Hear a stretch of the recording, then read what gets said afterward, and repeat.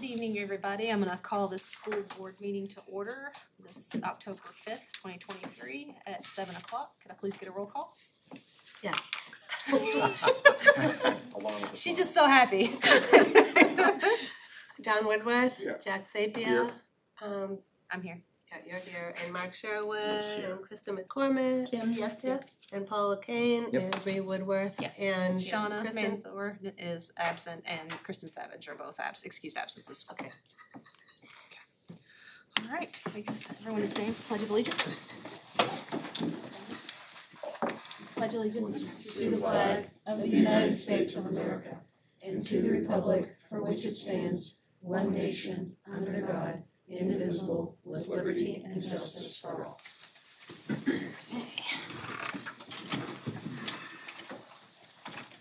So we have two sets of public meeting minutes that we need to approve, and then we have one set of non-public. Let's get the public one done first. So the first one are gonna be the September 7th ones. So when everybody has a chance to look at those, if I could get a motion to approve those meeting minutes.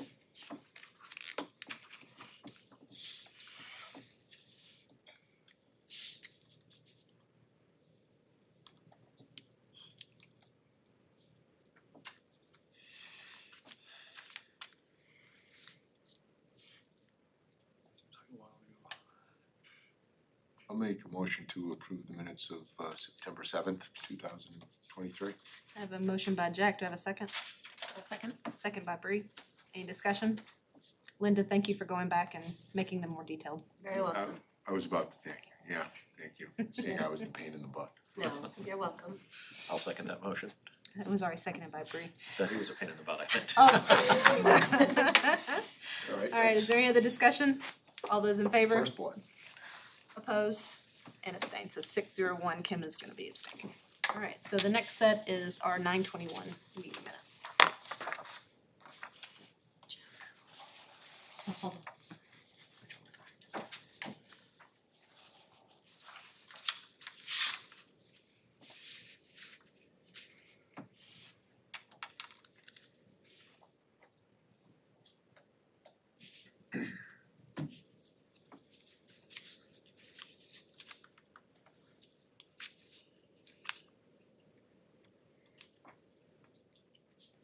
I'll vote to approve the 921. Do you need to make a motion? Make a motion to. Thank you. Motion by Mark, do I have a second? I'll second. Second by Bree. Any discussion? All those in favor? Opposed? And abstained, 700. All right, and we do have one set of non-public meeting minutes we're gonna pass around.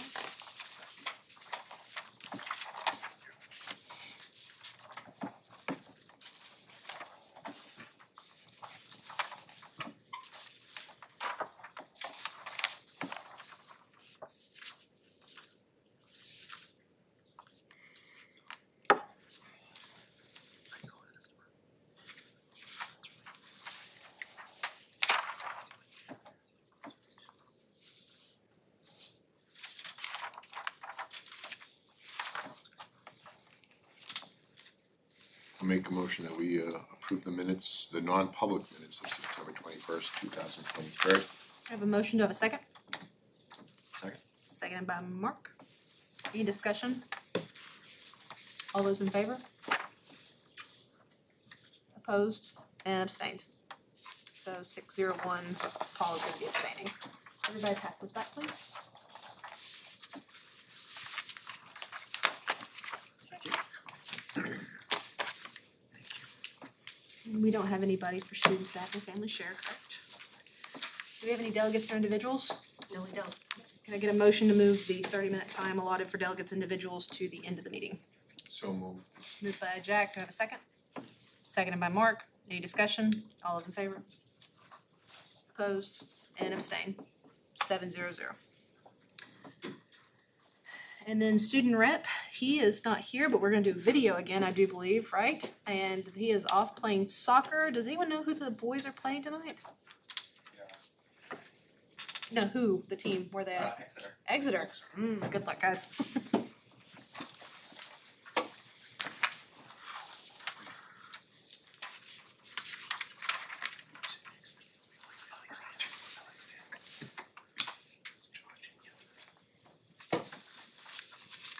Good evening, everyone. It is the student representative here. I'm attending virtually tonight as I am at a away soccer game in Exeter as this video is being played. The soccer season is almost concluded, so once that is finished, I'll be able to have a more flexible schedule and attend in person more often. At Sandown Central, during the week of September 25th, Alice protocols were reviewed with students in case there was ever an emergency. School pictures at Sandown Central are taking place on October 10th. And lastly, parent-teacher conferences for Sandown Central are scheduled for Wednesday, October 25th. School pictures at Sandown North took place yesterday, October 4th. And also, bus evacuation was practiced today at Sandown North. For Danville Elementary, the PTA there is planning a book fair that will take place from October 30th going until November 3rd. For Atkinson Academy, their PTA is planning a fall festival and will be held on Saturday, October 21st, going from 1 and ending at 5. At Pollard, their 5th grade Halloween party will take place on Friday, October 27th. At the middle school, their cookie dough fundraiser started today and it will be running from October 5th to October 23rd. 8th grade students at the middle school are learning about the judicial system and they're going on a field trip next week to Salem, Massachusetts to learn about the Salem witch trials. At the high school, junior PSATs will be Wednesday, October 11th. Spirit Week at the high school begins Monday, October 16th and it will run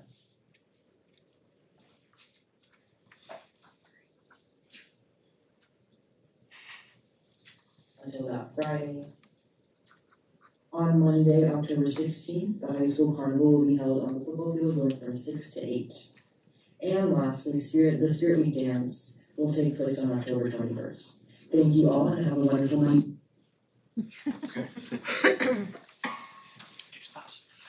like, I'm out. Okay. Is anyone tuned into a live score of the game? Some sort of broadcast their stuff. The girls, they were two 10-1 teams playing today, Exeter and Tim playing. Oh, wow. I don't know how that went. I watched a little bit of the game. It was a good game and it was very close. I don't know how it ended, but they were holding their own, so. Well, good luck to the boys, and I'm so glad that we've started doing the video recordings for the student rep. That way he can still participate even though he's not physically here. So next thing up for the current business is gonna be the curriculum competency revisions. I believe this is gonna be our second read, right, Mark? Correct. Okay. And has anything changed from the last time since you brought this before the board? No, there's been no changes. I just wanna remind the board that what I'm looking for tonight is simply a approval of the competencies, K-12, and I know in your board packets you do have some example curriculum units, but we are not actually looking for those approval tonight. What we're looking for approval is those competencies that we are gonna then put into the curriculum units. So we're kind of doing that in two stages, the competencies first, and then once those competencies were approved, we weren't gonna change all the units K-12 if we had to make changes to those competencies, if that makes sense. Yeah, so if we wanna do a motion, it would be a motion for approval of the competencies for like K through 12 science. Yeah, I mean, Okay. the other thing that you could do is also, you know, cause we've given you that chart of which competencies are going into which units. You could approve that as well, approve the competencies and approve which competencies are going into which units. And then we can just do that work to put those competencies into those units. And if there were any changes in those curriculum documents between what currently exists and what's approved, other than those competency changes, we can bring those to you. You know, there might be some small tweaks in wording, but for the most part, it's just those competencies that are currently existing in there are gonna be taken out, and those competencies using that chart would get put in. Anybody have any questions? Okay, so I'll make a motion to accept the K through 12 science competencies and the assignments to the units as indicated. I'll second it. Motion made by Mark, seconded by Kim. Mark, will that give you does that motion suffice for you? I believe so, yes. Yeah, that'll work. Any more discussion on the K through 12? All those in favor? Opposed? And abstained, 7-0. Alright, Thank you. so the next is the grade 6 and 7 social studies curriculum revisions. And those, again, this is a second read. I believe you have those curriculum documents in front of you. You know, happy to answer any questions that you might have about those changes. So is this one competency as well, or is this actually curriculum? These are the curriculum So documents this is that are curriculum. changing, Okay. correct? Yeah, so those curriculum documents, those stage 1 UBD curriculum documents that you should have in your packet, Okay. those are the ones that are changing. Anybody have any questions? Someone would make me a motion.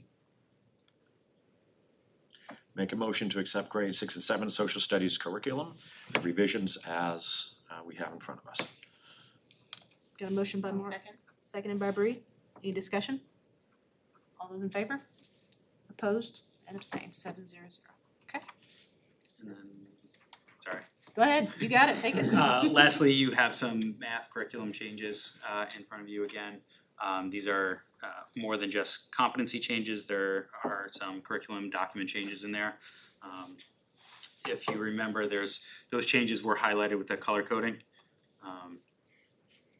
So those are also looking for the competency changes as well as some curriculum changes, curriculum unit changes. I did have one Go ahead, Bree. question on the, cause the geometry mostly was switching over to GeoSolve, kind of GeoPly and all that.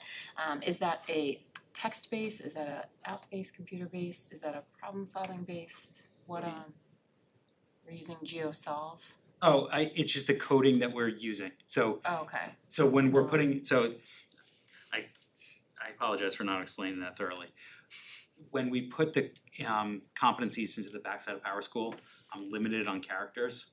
So there's a coding system that we had to use, so it was GeoSolve, Got it. GeoApply. So it means geography, Geometry. geometry solve. Geometry, so it's a coding system. It's not like a program or anything like that. Okay, and so so it says, so I guess my question is, they're doing a lot of more critical thinking, problem based, real application. Are they going to be implementing that outside of like a text?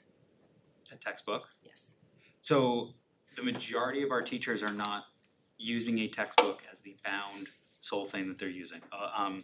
In fact, I mean, we have textbooks available as a resource, but there is no teacher that is, day 1, page 1, day 13, page 13. We are encouraging teachers to use real life applications, to use multitude of resources available to them to make sure the kids are getting what they need. But it's not just one textbook is available, and that's the only way we're doing it. So that. Go ahead. That, I'm trying to behave.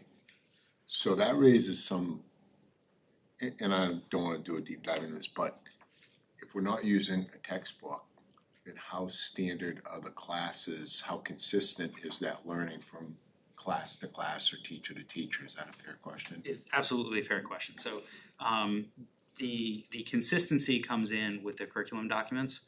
They're teaching to the same competencies, to the same standards. There's a common midterm, a common final. I as a teacher, you as a teacher, we're using the same curriculum as our guide. I might use this word problem or this, problem. You might use that one. But we're teaching the same skills. And so at the end of the day, the kids are getting to those same skills. They might just get there differently. Or better yet, I might use 3 or 4 different ways of teaching that because my kids need that in that class and not just one textbook. And you might use 3 or 4 different ways to teach that skill. But at the end of the day, like I said, there's the common midterm, common final, as well as those curriculum documents are common. A lot of our teachers are working in PLCs to help each other develop, assessments and PLC is a. professional learning community. And I was about just to ask that question, that you go back and review the results of those tests from class to class to get best practices, I'm assuming. Correct. Okay. Correct. Excuse me, also, could you talk a little bit too, how you pace it? Like, I know you have the midterm and a final, which I guess gives you at least a halfway point that everybody should be geared up for success for. So that when they look at their different blocks or units along the way, do they have like time suggestions on when they're gonna complete that? how do they stay on pace? In the curriculum document itself, or you just meet as a group As of a, educators? as a PLC, or, you know, all people teaching the same course? Yeah, as the group of educators that are all together, teaching that or the PLC, they are, you know, through constant communication with one another, they're sort of pacing off of each other and, you know, making sure that they're all sort of in the same spot. You know, they will, some of them have developed a scope and sequence where they'll saying, you know, this is how we're all keeping together. Others are kind of just doing it a little bit more generally, and maybe not having a documented scope and sequence.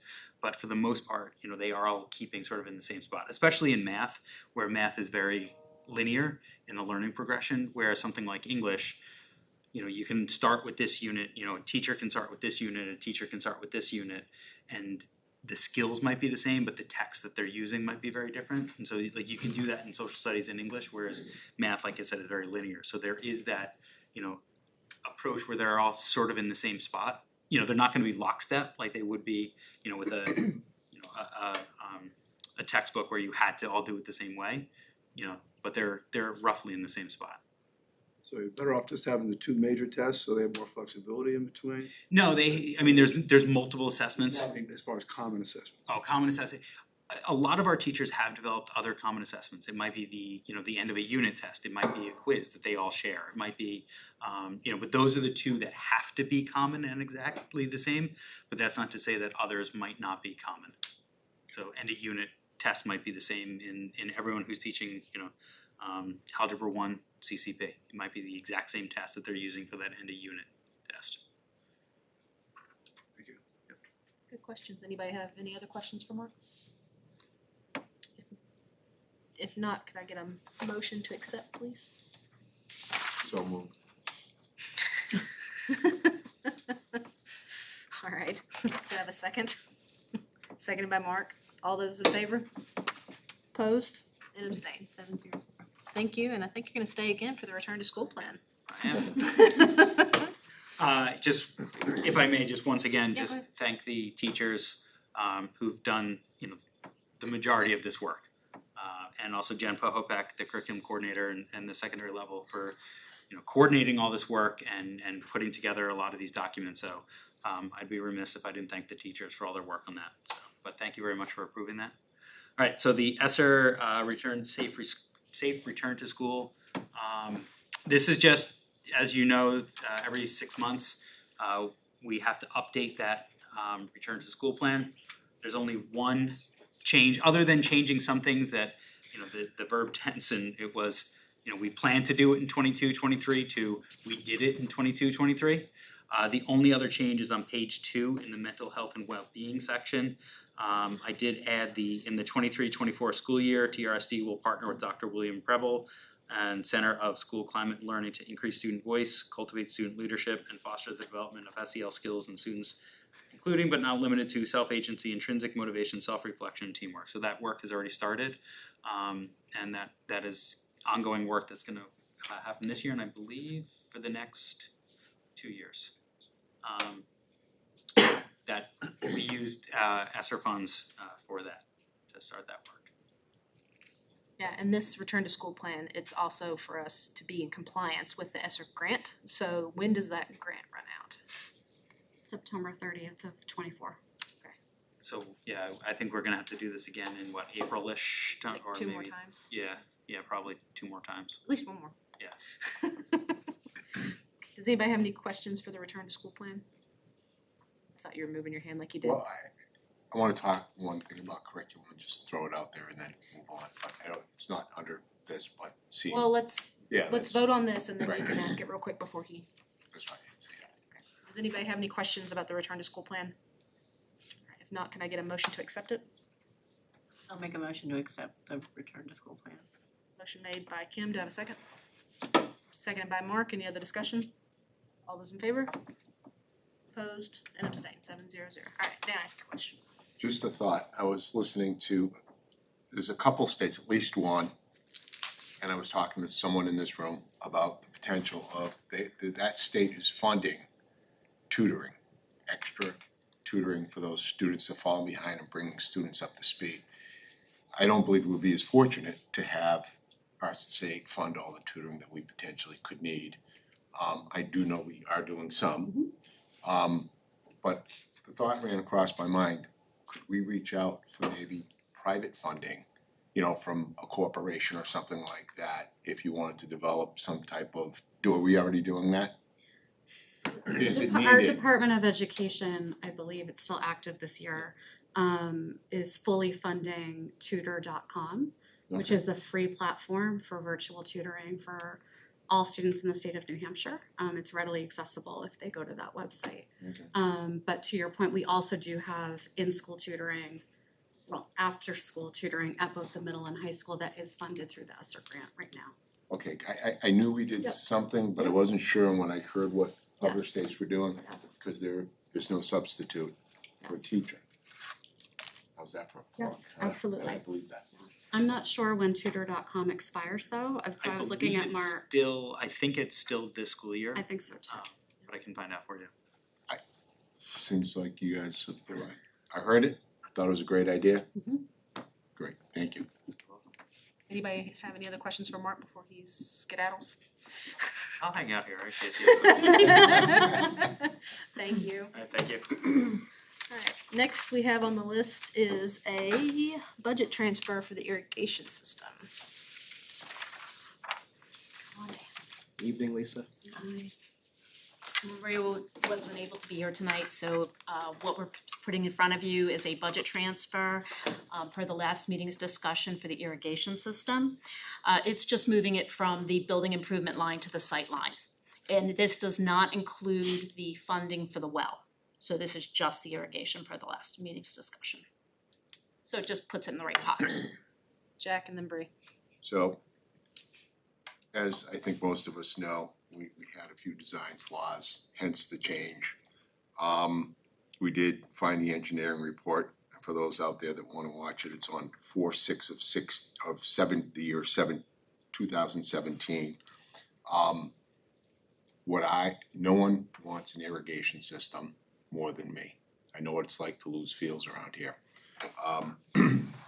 But obviously, what I think we should have is a system that is integrated from the beginning through the end, well thought out, well designed. And the problem has always been the source, and it seems like the main solution is to dredge the existing pond and put in a sediment pond. Therefore, the design of what is proposed that we do now, the question comes up, would we need the filters? Would we need the scrubbers on the sprinkler heads? I just think we find out what that's gonna cost to dredge that pond and expand it and put in the sediment pond and have a well thought out. Look, I was the guy who made a motion to put in 2 wells in 2016. Thank God we didn't do it because the high school would have no water. So I was wrong. You won't hear that coming from me too often, but I was wrong. And we took the time, much to my chagrin, we spent about $80,000 on that engineering report. And I think we should make that work for us before it's October, the fields are green, the water tables are high, and I think we have plenty of time to think this out really well. So that's it in a nutshell. Bree, go ahead, or do you wanna? Thanks so much. So two things, Jack, and I'll read the rest of the board. So my understanding is that this budget transfer is gonna continue work that is necessary to happen, and that will be integrated into any future projects or existing things. So the work that's gonna be done with sprinkler heads and scrubbers and stuff needs to happen. Secondly, because we've had these discussions, I know Carl's working hard right now to get a hold of Lewis and Builders, and what I think would be a good next step for this group is for Lewis and Builder to come in as the engineer to sit with board members who are interested to review that report, so we can have a full and complete understanding of what those options are available for us moving forward. Whether it's dredging the pond, whether there's a secondary well that can put there that's not a main water source, or option C and D and F that they all have. So it's about an educational session. So we're looking to bring those people in to get a night together. And for those of you that wanna really dig through that stuff and talk to the engineers to have a really clear idea what our options are, that is what we would recommend as a next step here. Bree, and then Jack, you can. So I guess my question is this, completely separate from the already, what was it, 125 thousand, I think we. 30,000, then we had another 20 or 30 on top of that. I think the original. 158 was the total. I think what we originally, so last meeting, we had already approved previous meetings for like $125,000. Yes. And then Carl and Maria came to us and wanted an additional, was it 30? It was like an No, additional this is- 30,000. 32,700. Yeah, Is that Right. what this is, the additional? So my question is, now that we've removed the well piece of that, why do we still Right. need that additional amount? That was part of the scope of the work. When bids came back, they were higher than, they had anticipated, and I believe additional work that needed to be done that was discovered. So over and above. Is that the moving, I'm sorry. Jack and then Mark. That extra $32,000, I believe it's because there was a cracked pipe, right? That's awfully rich for the cracked pipe. Again, we can fix that. I'm not opposed to the scrubbers and the filters, but the question is, if we put in the sediment pond, then the question is, would we need them? And I have no problem expending the money if it's a well-designed, well-thought-out system. I think we're putting the cart before the horse. The money is there. We should wait until we have the design before we move forward with anything. If there is a cracked pipe out there, most certainly fix the leak, but we're about to blow out the pipes anyways in the month of October and November, so it's a moot point. I am definitely in favor of bringing Lewis and also Busby Construction, because they were one of the 3 engineers that did this. Actually, they took the permit, they extended the permit to do that. The other thing that I think needs to be talked about is the algicide being thrown in the pond. I talked to DES and the Department of Agriculture. That's a no-no, we need to get a permit for that. So that makes it even more complex. If we're going to put the scrubbers and the filters in and not be able to put the algicide in anymore, that's another component of thinking this thing out as a well-thought process. So there were a lot of moving parts here. We need a working irrigation system that works with our infrastructure and our environment. And every time you change something along the way, it affects everything else down the line. So I just say bring in Busby, bring in Lewis, let's hear what they have to say, and then reach out and have, it was a flawed Do you wanna speak? thing that we voted on, and just, I'm just happy we found that we may have issues that we didn't understand at the time, because it happened so long ago. Paul? So I'm just wondering, so in the last meeting, or 9/7, we approved the money. Right. The money's approved, we're just voting on, Moving the line. this isn't a discussion about spending it. No, but to Bree's point though, not to interrupt you, but to Bree's point though, is that this is money and it's saying it's without the well. So the money we approved was with the well. So that Oh, Bree's that's- question is like, so if it's without the well, then Why why is is it it less? 32,000? Why is it? Why is The it still whole that much amount. money? And then I think what they're saying is that, oh, well, they also found other things that need to be fixed. Is that correct? That's my understanding. Secondly, there's a time period between the first initial price point and what is actually where we ended up. So when we came back the first time, we've got that first number. This is just a revised number from the people doing the work. So with this number then, if we did theoretically, if we did the well then, would this number be increased? I don't have that answer. I don't have that answer. Say that again. So if this is the number without the well, then if we add the well, then would this exceed $32,700? That's what I'm saying. Bree's point. It should, It it should, shouldn't, but it probably, I really think before, I would put a hold, it's just my opinion, I would put a hold on the project until we wrap our arms around it and get some, I have a whole bunch of questions, I'm not gonna ask them tonight, because I think we need to have the experts in the room to ask them. Too many times, we step on ourselves and end up having to do something twice. In the history of the last 20 years, we haven't been able to fix this. This is the board that I hope fixes things that are broken and finishes things left unfixed, unfinished. Justin, Don. so when you had reached out to, and maybe unfair to ask, would you be able to provide a suggested timeframe that we could have this workshop? Because, and I get Jack's point, you don't wanna pay to, have your tires balanced if there's not enough tread in them. And one of the things we have to figure out is what is the most streamlined, cost-efficient way to get to the endpoint that we want to? And there seem to be some of those questions. To Bree's point, the 32.7, that's a revised number, but now it's not including the well. One would think the well would be the majority of that cost. I don't wanna delay things to the detriment of the fields. On the other hand, I'm not 100% secure in my knowledge as to the trajectory that we're taking now. And we may, be putting the cart before the horse. Do you have any idea? I know that Carl reached to Lewis Builders today and was trying to get some dates that would not conflict with board meetings or subcommittee meetings in the board. And from there, we were gonna set something It's up. basically the same question, by approving a transfer, are we approving the spending of that money immediately? I would like to make sure that, we have a plan that the experts have taken a look at, maybe even seen the work that was done in 2017 with that study, and to check their assumptions about what's going on out there and what needs to be done. I'm a little bit nervous about spending money twice. If we end up not needing some aspect of that $32,000 worth of work. So last meeting, we went ahead and proved this Right. amount of money to add to it. So all this is doing is just saying, hey, we're taking it from the building improvement to the site improvement. That is correct. So, but we're taking the entirety of what we voted on the last meeting, correct? And moving it. So if this is the number that's moving, but then obviously, because we don't have a well, then it's only, say, 20,000, then the rest of that just sits in that line item now, right? Okay. Mark and then Jack. I agree, we did vote for it, and this is a little bit sticky.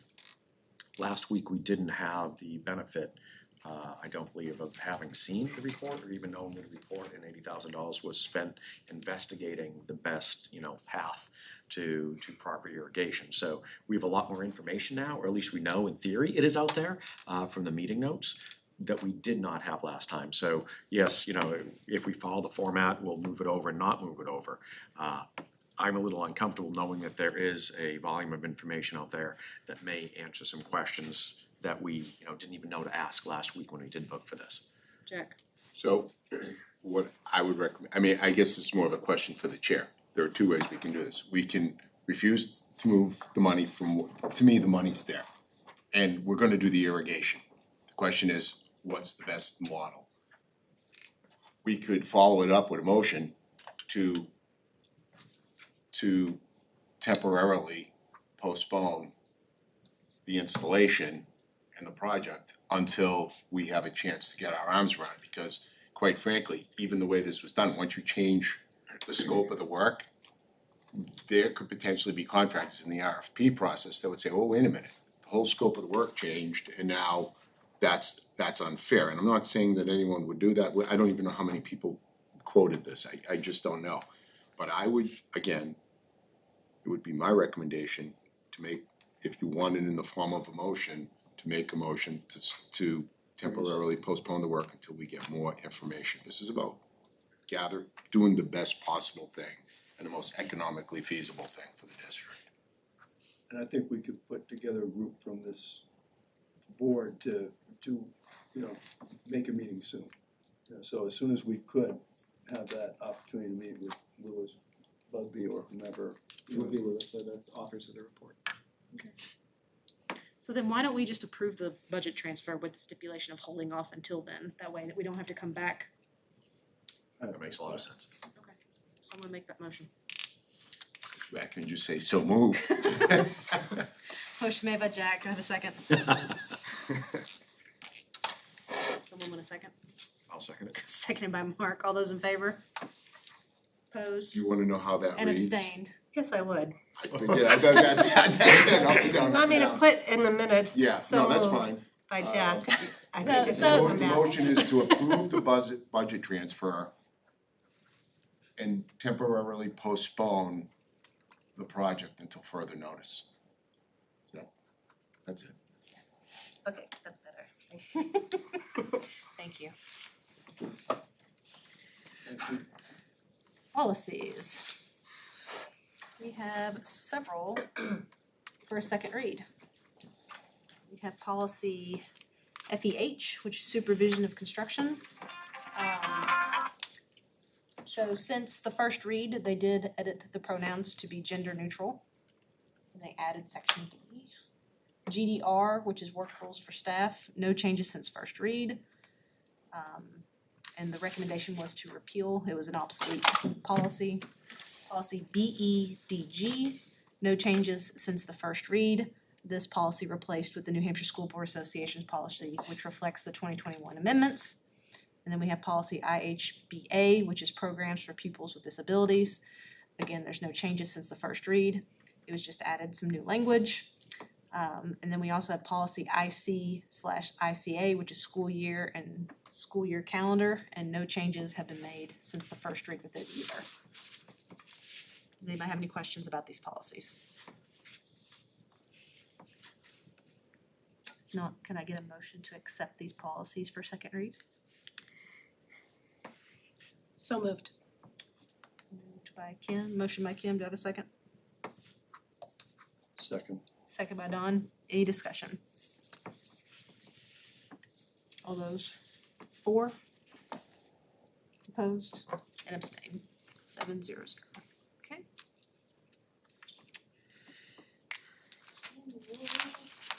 And election calendar. Do you have that? Oh, there it is. It's at the bottom. So this is just the calendar for our annual meetings and then also election.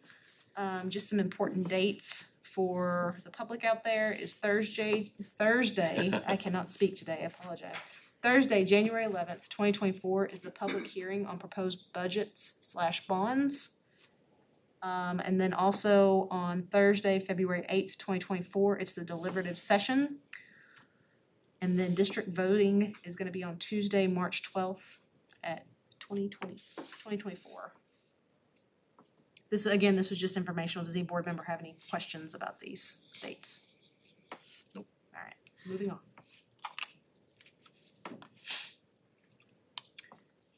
Administrator's report. Alright, you wanna go first? Sure. I just have one short update. Just wanna try to continue to bring you updates on some creative and innovative learning experiences happening in our schools. So tomorrow, I think Justin and I are both going to head over to the PAC. Our 8th graders are finishing up their unit in language arts. The theme is justice. And they read the novel 12 Angry Men. And so they're going to have a visit from Judge Joseph LaPlante, who sits on the U.S. District Court for the state of New Hampshire. And he's going to be coming, and every student is assigned a jury number. They get a jury questionnaire, and he's going to be walking them through a simulated jury selection process. And so they'll select a jury, and then he'll stay around to talk a little bit about civic responsibility and to allow for questions and answers. So it's a really great opportunity for our kids. Connects also with their social studies curriculum, where they are learning about the formation of, American government. And so, yeah, we're looking forward to that tomorrow. So, Awesome, that's really cool. 4 things for me. One is kind of big at the state level, and 3 other things are here in our local district. If you were at BudCom or if you watched that meeting, this will be the first kind of agenda item here. So in the House at the New Hampshire State Legislature, there were 800 bills introduced this session. It is a large number. 300 of them are education bills. And the School Boards Association is looking at about 200 of those bills will have a daily operational impact on schools. So it is a calendar for all of us to pay attention to. We will be doing that here, and we'll be bringing any relevant things either to this group or a smaller group of this group through the subcommittees to kind of just keep everyone updated if things are drastically changing on our end in terms of systems or processes based on the changes of the law. Here in Timberlane, a couple things happening. Our leadership meetings, which really have some key people here at the SAU, Ginger Drexel, the Director of Student Services, and Kelly Brooks, the Director of Special Education, and Maria Watkins, our CFO, and Fran DeCinto, the HR folks, and Sandy and myself, we're holding our leadership meetings in buildings this year. And when we do that, that first half an hour, 45 minutes or so, really we're tasked with walking the building and making connections with the staff and the kids across all levels down there. So we just held our first one, I believe it was at Atkinson last week, and that we're gonna be coming up, I think Pollard is our next stop. So really for the staff in Timberlane, when we're there because we wanna be talking to you and understanding your experiences. So when you see all kinds of people, including Kelly Salovich, who I think connected with the ladies over at Atkinson last time, it's nice to have people together to talk about their experiences, what it's like to work. We all do different roles. And for us to understand what's happening in the buildings, I think is gonna have a better information for our conversations. So that's gonna continue to take place here. Alice, that we're kind of finishing up the first initial rollout. Mark is just gonna bring something to the safety committee meeting the next time we meet about a more broad calendar, over the course of this year, and some things that we'll continue to do in schools to kind of perpetuate that training. As an additional side, I know the folks at Pollard did a great job. I was there the other day to visit and I did not have my badge on, and not a single student would talk to me walking in the building. They all moved very quickly away from me, so much that I think the teacher had to come and apologize toward the end of it. So, but they were doing exactly what they should have done. So it's a good kudos to the staff at Pollard. And lastly, budget-wise, we're kind of in the midst of that season. I know everybody here knows that, but also at home.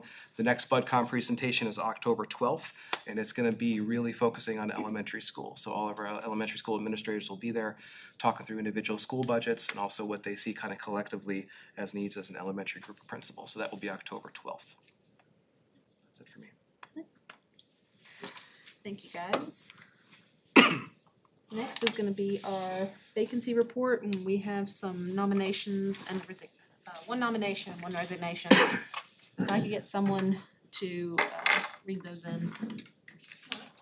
Get your reading glasses on. Exactly. For professional nominations, I'd like to nominate Anthony D'Souza, world language teacher at Timberlane Regional High School. So the motion was made to accept that nomination by Mark. Is there a second? Second. Second by Kim. Any discussion? All those in favor? Opposed? And abstained. And a motion to accept the professional resignation of Celestio Basile, world language teacher at Timberlane Regional High School. Motion made. Do I have a second? Second. Second by Kim. All those in favor? Opposed? And abstained. Thank you. You also have a vacancy report in our packet, and Fran is here. There really aren't any changes from the last time, unfortunately. Still looking for people. Does anybody have any questions for Fran about the vacancy report? Okay. Thank you, Fran. All right, committee reports. I'm gonna start with Bree. We have a strategic plan committee meeting October 19th. Nice. And energy is a subgroup of, I don't even know anymore, so. Maybe EEI and potential energy efficiency in the district. We strategic planning's meeting now. I got Which one it's win. been meeting, but it's resuming. Paul? I have nothing. Kim? We had to postpone our curriculum assessment meeting this week, so we'll pick it up next month. So that's all I have right now. Mark? Nothing since the last time we met, other than BudCom, and Justin addressed that, so I'm good. Thank you for presenting the school board's budget. You're very welcome. Safety committee, we meet on October the 17th, and again, like Justin stated with Alice, that's rolling out, and I'm glad to see that's finally moving through with the kids. The TTA, I believe we have our next work session is next week on Tuesday. Yep, I believe, right? Is it Wednesday or Tuesday? Wednesday. Okay, Wednesday. Whatever Lou says. Whatever Lou says. So looking forward so far, those have been going really well, and we're really optimistic about those. Our workshop that we had regarding the facilities usage policy was this Monday, and it was really good conversation. That policy is now going to be going to the policy committee with some revisions. Again, still holds that everybody is status quo with historical significance, so that's where that is at right now, so, but that's it for me. Jack? Yeah, well, on a really positive note, Talia Polichetti, it's her maiden name, had a little baby boy this week.